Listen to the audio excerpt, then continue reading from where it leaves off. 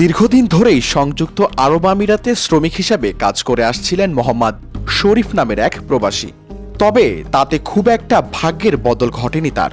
তাই স্বপ্ন পূরণের আশায় আবুধাবির মিলিয়ন দিরহাম বিগ টিকিট রাফেল ড্রতে টিকিট কিনেছিলেন তিনি, আর তাতেই খুলে গেছে ভাগ্য। আবুধাবির বিগ টিকিট রাফেল ড্রতে গ্র্যান্ড পুরস্কার জিতেছেন তিনি, আর সেই পুরস্কার হিসেবে পেয়েছেন 15 মিলিয়ন দিরহাম, যা বাংলাদেশি মুদ্রায় প্রায় 45 কোটি টাকা। রোববার সংবাদ মাধ্যম গালফ নিউজের এক প্রতিবেদনে বলা হয়েছে, আবুধাবির বিগ টিকিট রাফেল ড্রতে 15 মিলিয়ন দিরহামের গ্র্যান্ড পুরস্কার জিতেছেন ভারতীয় এই প্রবাসী। মোহাম্মদ শরীফ নামের ওই প্রবাসী আমিরাতের বিজনেস বেতে প্রকিউরমেন্ট কর্মকর্তা হিসেবে কর্মরত আছেন। 1 বছরের বেশি সময় আগে অনলাইনে বিগ টিকিট কিনেছিলেন তিনি। তার অন্য 20 সহকর্মীকে নিয়ে যৌথভাবে এই টিকিট কিনেছিলেন শরীফ।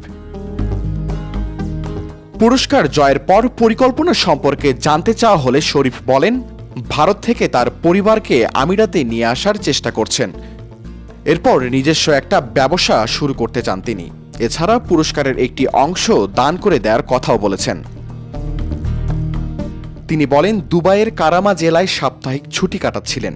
এ সময় বিগ টিকিট রাফেল ড্রয়ের গ্র্যান্ড পুরস্কার জয়ের কথা জানতে পারেন। সাথে সাথে পরিবারকে জানান এই লটারি জয়ের কথা।